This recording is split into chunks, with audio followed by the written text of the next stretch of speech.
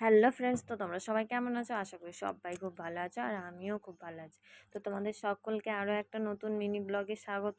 তো এখন বাজে ঘড়ির কাঁটায় ওই 7:30, আর এতক্ষণ পর্যন্ত সকাল থেকে ঘুম থেকে উঠে ছেলেকে রেডি করিয়ে ওকে খাইয়ে দাইয়ে ওকে এখন স্কুলে দিয়ে এসেছি। তারপর আমি চাটা খেয়ে এখন করব বাড়ির কাজ। তো চারিদিকে সব অগোছালো হয়ে আছে, বিছানাটাও তোলা হয়নি, মশারিও খোলা হয়নি, সমস্তটাই এখন বাকি আছে।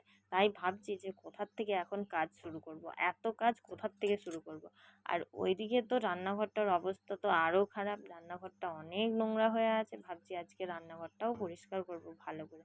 অনেক দিন হলো রান্নাঘরটা পরিষ্কার করা হয়নি, সিঁড়িটাও দেখো যাচ্ছে তাই হয়ে আছে, জামা কাপড় সব অগোছালো হয়ে আছে।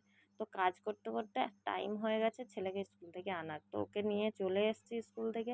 আর ও এসে আবার সেই আমার গোছানো জায়গা অগোছালো করতে শুরু করে দিয়েছে।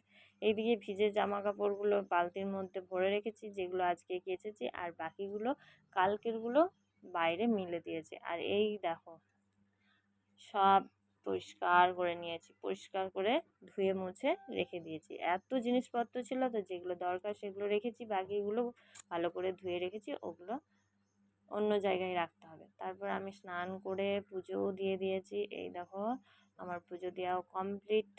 এখন যাব বাজার। বাজারটা আমিই করি, কারণ আমার বরকে বাজার খুব একটা করতে বলি না, কারণ ও বাজারটা ঠিকঠাক করে করতেও পারে না, আর বলে যে তুমিই করে নিয়ে আসবে।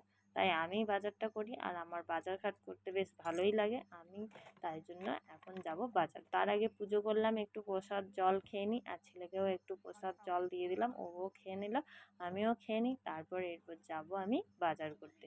তো তোমাদের ব্লগটা কেমন লাগলো অবশ্যই কমেন্টে জানিও। ভালো লাগলে লাইক কমেন্ট শেয়ার করো।